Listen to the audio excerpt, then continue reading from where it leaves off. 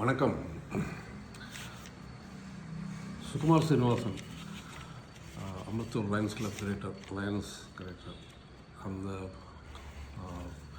சங்கத்திலிருந்து பேசுகிறேன். இப்பொழுது இந்த வாரம் 18லிருந்து 26 எலக்ட்ரானிக் வேஸ்ட் என்பதை பற்றி ஒரு விழிப்புணர்வு ஒரு நிகழ்ச்சிகள் நடத்த வேண்டும் என்பதற்காக நமது கவர்னர் ஒரு அறிவுரை கொடுத்திருக்கின்றார். ஸோ அது சம்பந்தமாகத்தான் இந்த ஒரு சிறிய வீடியோ.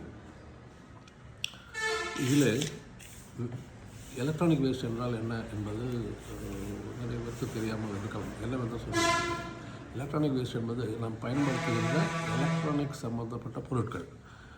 அது டெலிவிஷனாக இருக்கலாம், refrigerator, computer, laptop, mobile phone, chargers, adapters, keyboard, mouse என்று வரிசையாக இருக்கின்றன. இவை எல்லாமே நாம் பயன்படுத்தக்கூடிய எலக்ட்ரானிக் பொருட்கள். இந்த பொருட்கள் எவ்வாறு பயன்பாட்டுக்கு பிறகு எவ்வாறு தூக்கி எறியப்படுகின்றன என்பதுதான் மிக முக்கியமான விஷயம். ஒரு கிச்சன் வேஸ்ட் என்பதை நாம் குப்பையிலே போட்டு விடுகின்றோம். மாநகர பணியாளர் அதை எடுத்துக்கொண்டு சென்று ஒரு இடங்களில் எல்லாம் ஓப்பனியாக கொட்டி விடுகின்றார்கள். முடிந்து விட்டது. அதில் பிளாஸ்டிக் கலந்து விடுகின்றது, அது வேறு விஷயம். ஆனால் எலக்ட்ரானிக் வேஸ்ட் என்பது அது தெரியாது என்ன செய்யலாம் என்று. அதை ஒரு மாநகராட்சி முறையாக அதற்கென்று தனியாக ஒரு வேஸ்ட்டை கலெக்ஷன் செய்து அதை முறையாக ரீசைக்கிள் செய்ய. It should be recycled. That is only the aspect. அதாவது பிளாஸ்டிக்காக இருக்கலாம் அல்லது கம்ப்யூட்டர்ஸ், எலக்ட்ரானிக் வேஸ்ட் ஆகியவை ரீசைக்கிள் செய்தோமானால் அதனுடைய நச்சுத்தன்மையை மிகவும் குறைத்து விடலாம், காற்று வெளியை காப்பாற்றலாம். ஆனால் ரீசைக்கிளிங் நடப்பது என்பதற்கு ஒரு முறையான சிஸ்டம்ஸ் இருப்பதாக தெரியவில்லை. இங்கே ஒன்று அங்கே ஒன்றாக சில ரீசைக்கிளிங் ஃபெசிலிட்டிஸ் இருக்கின்றது. ஆனால் இது மிகவும் மிகவும் ஆபத்தானது. ஏனென்றால் ஒரு வருடத்திற்கு 6 கோடி டன் அளவுக்கு எலக்ட்ரானிக் பொருட்கள் உற்பத்தி செய்யப்படுகின்றன. 6 கோடி.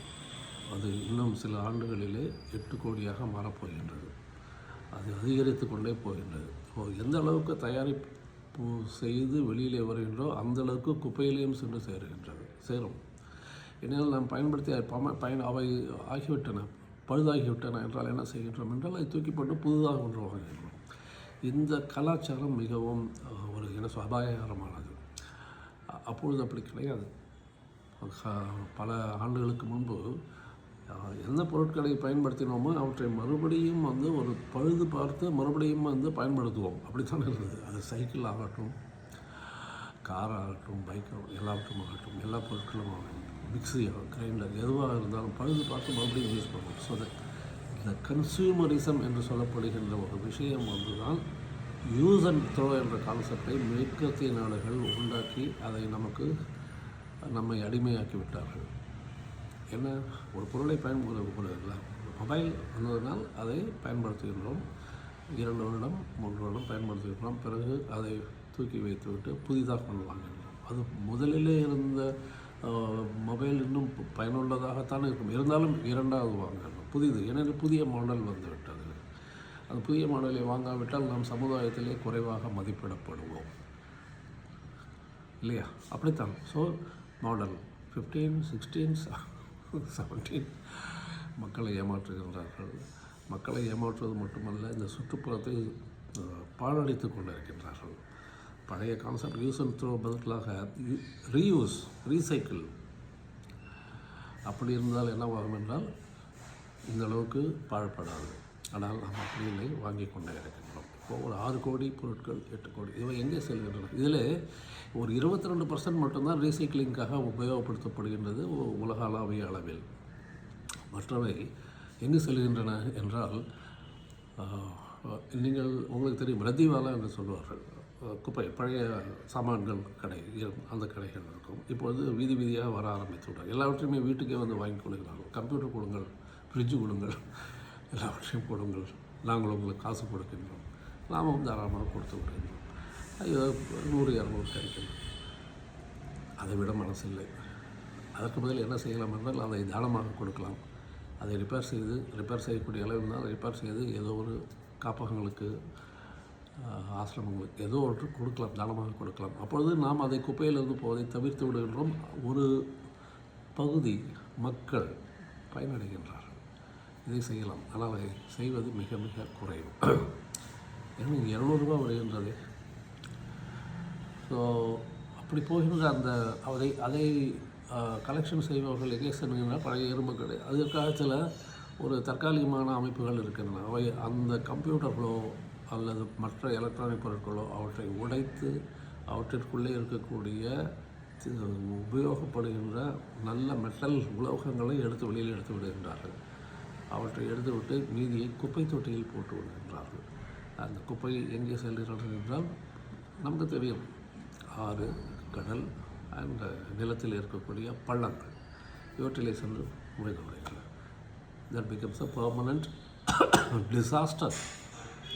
It's a permanent disaster. ஏன்னால் ஆயிரக்கணக்கான வருடங்களாக அவை நமக்கு சுற்றுப்புற சூழ்நிலையை பாழ்படுத்தி கொண்டே இருக்கின்றன.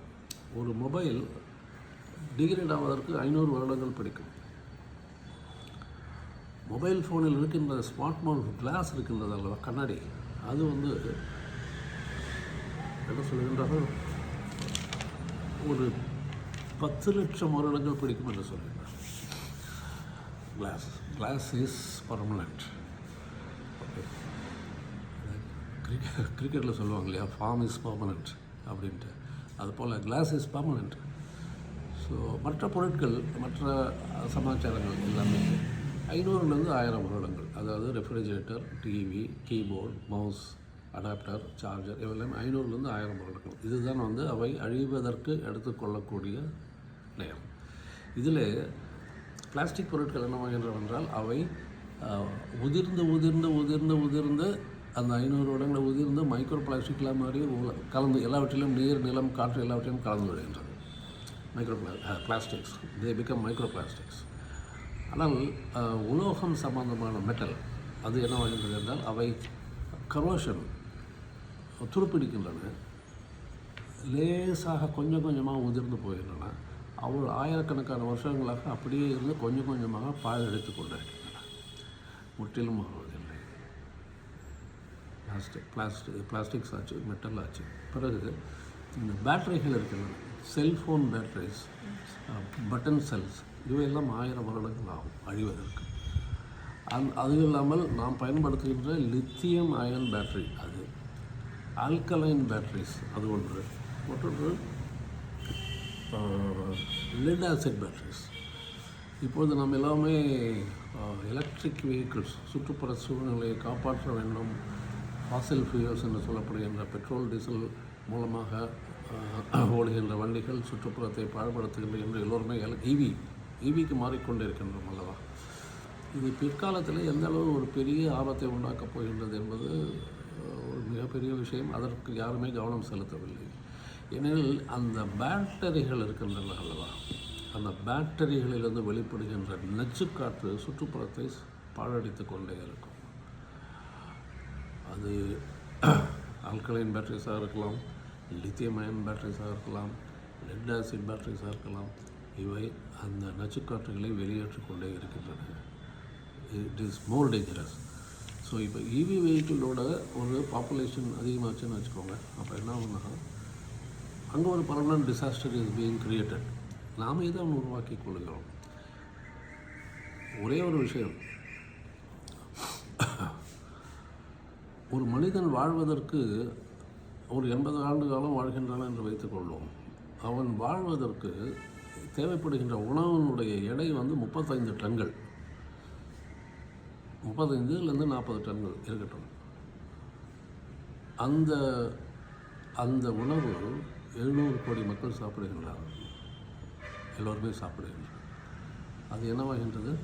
அது உள்ளே இரத்தமாக மாறி, சத்து பொருட்களாக மாறி, மற்றவை கழிவுப் பொருட்களாக வெளியேறுகின்றன. இந்த 700 கோடி மக்கள் உடலிலிருந்து வெளியேறுகின்ற அத்தகைய கழிவுப் பொருள் பூமியிலே இருக்கின்றதா, இல்லை மக்கி போய்விட்டதா? மக்கி போய்விட்டது. நமக்கு தெரியும் பூமியில் இல்லை, இருந்தால் அது மலைப்பால வளர்ந்துருக்கும். 700 கோடி மக்கள் என்று 35 டன். இதிலிருந்து என்ன உண்மை தெரிகின்றது? இறைவனாக படைத்த எந்த பொருட்களும் இயற்கையை பாழ்படுத்துவது கிடையாது. இயற்கையோடு இயற்கையாக மண்ணோடு மண்ணாக மக்கி போய்விடுகின்றது. ஆனால் மனிதனாகிய நான் கண்டுபிடித்த எல்லா பொருட்களும் அழிவதில்லை. அழிவது மட்டுமில்லை, மக்குவதில்லை. மக்குவது மட்டுமில்லை, சுற்றுப்புற சூழ்நிலையில் ஒரு அபாயத்தை விளைவித்து கொண்டிருக்கின்றன. தொடர்ச்சியாக 500,000 வருடங்களாக மனிதனுக்கும் மனிதனுடைய படைப்பு விஞ்ஞானம் என்று நாம் சொல்லிக் கொண்டிருக்கின்றோம் அல்லவா? இதை கண்டுபிடித்தோம். நீ என்ன கண்டுபிடித்தாய்? நீ கண்டுபிடித்த எந்த பொருளையுமே உன்னால் மண்ணோடு மண்ணாக மக்கி போவதற்கு எந்த வழியும் உண்டாக்கவில்லை. நீ பொருளை கண்டுபிடித்து விட்டாய், உபயோகப்படுத்தி கொண்டாய், அனுபவிக்கின்றாய், குப்பையில் தூக்கி போடுகின்றாய். அது அழிவதில்லை. ஆனால் இறைவன் படைப்பு சுற்றுமுற்றும் பாருங்கள். இறைவனுடைய படைப்பிலே உண்டாக்கப்பட்ட எல்லாமே, இன்க்ளூடிங் ஹியூமன் மென், நம்முடைய கழிவுப் பொருட்கள் எல்லாமே மக்கி போய்விடுகின்றன. இதுதான் இறைவனுடைய படைப்பிற்கும் இந்த விஞ்ஞானிகளுடைய படைப்பிற்கும் உள்ள வித்தியாசம். இதை நாம் மனதில் கொள்ள வேண்டும். So science and technology is a supreme என்று சொல்லிக் கொண்டிருப்பவர்களுக்கெல்லாம் இது ஒரு பாடம். அந்த பாடத்தை நாம் உணர வேண்டும். இப்பொழுது இவேஸ்ட் என்ன செய்யலாம்? விழிப்புணர்வு உண்டாக்க வேண்டும். விழிப்புணர்வை உண்டாக்குவதிலே முதன்மையாக லயன்ஸ் கிளப் முன்வர வேண்டும். ஏனெனில் உலகளாவிய ரீச் இருக்கிறது. We have a global reach and in every town so many clubs are there. இதை நாம் முன்னிறுத்த வேண்டும். முன்னிறுத்தி இந்த எலக்ட்ரானிக் வேஸ்ட், இது மட்டுமல்ல, பிளாஸ்டிக் வேஸ்ட், இந்த waste solid waste management programme என்பது சாலிட் வேஸ்ட் அது எவ்வாறு தவிர்க்கப்பட வேண்டும், எவ்வாறு ரீசைக்கிள் மறுசுழற்சிக்கு உட்படுத்த வேண்டும், இந்த உலகத்தை இந்த அபாயத்திலிருந்து எவ்வாறு காப்பாற்றுவது என்பதற்கு ஒரு முன்னோடியாக ஒரு ஸ்டடி குளோபல் அளவில் செய்து அந்த எல்லா நம்முடைய லயன்ஸ் கிளப் எல்லோருமே அவர்கள் இருக்கக்கூடிய பகுதிகளை அதை இம்ப்ளிமெண்ட் செய்ய வேண்டும், ஒரு பயன்பாட்டுக்கு கொண்டு வர வேண்டும். அதை செய்தால் நம்முடைய லயன்ஸ் கிளப் என்பது ஒரு முன்னோடியாக இருக்கும். இட் வில் பி அ பயனர். ஸோ லெட் அஸ் ஆல்சோ, ஆனால் இண்டிவிஜுவல் பேசிஸ் நான் என்ன செய்யலாம் என்றால், எலக்ட்ரானிக் பொருட்களை எந்த அளவுக்கு பயன்படுத்த முடியுமோ அந்த அளவுக்கு பயன்படுத்திவிட்டு அதை ரிப்பேர் செய்ய முடியும் என்றால் ரிப்பேர் செய்து அதை மற்றவர்களுக்கு தானமாக கொடுத்து விடுங்கள். வருடம் 2 வருடங்களுக்கு 3 வருடங்களுக்கு ஒரு மாடல் மாற்ற வேண்டும் என்பதற்காக புதிய பொருட்களை வாங்காதீர்கள். தேவையில்லை. இப்பொழுது இருக்கின்ற கம்ப்யூட்டரை நாம் கிட்டத்தட்ட ஒரு 10% கூட பயன்படுத்துவதில்லை என்று தான் டெக்னாலஜிஸ்ட் சொல்லுகின்றார்கள். அதற்கு இருக்கக்கூடிய கெப்பாசிட்டியை நான் ஒரு 10% கூட நார்மலாக ஒரு சாதாரண மனிதன் ஒரு கம்ப்யூட்டரை பயன்படுத்தி மெயில் அனுப்புகின்றேன், எல்லாம் செய்கின்றேன், 10% தான் யூஸ் பண்ணுகின்றேன். அதை தவிர 90% வேஸ்ட்டாகவே இருக்கின்றது. அவ்வளோ கெப்பாசிட்டி இருக்கின்றது. ஏன் புதிதாக வாங்க வேண்டும்? ஆனால் இந்த கம்பெனிகள் விடுவதில்லை. அவர்கள் புதிதாக ஒரு மென்பொருளை உருவாக்குகின்றார்கள். இந்த மென்பொருள் இருந்தால்தான், இந்த புதிய ஹார்ட்வேர் வாங்கினால்தான் அந்த மென்பொருள் வேலை செய்யும் என்று நம்மை ஒரு மோட்டிவேட் விடுகின்றார்கள். இதுதான் நடந்து கொண்டிருக்கிறது.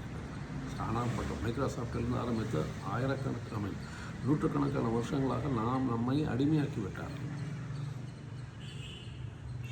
இதுதான் மாஃபியா, ஒரு எலக்ட்ரானிக் மாஃபியா, ஐடி மாஃபியா என்று கூட சொல்லலாம். ஸோ நாம் விழிப்புணர்வு வர வேண்டும். அதுதான் என்னுடைய வேண்டுகோள். நன்றி, வணக்கம்.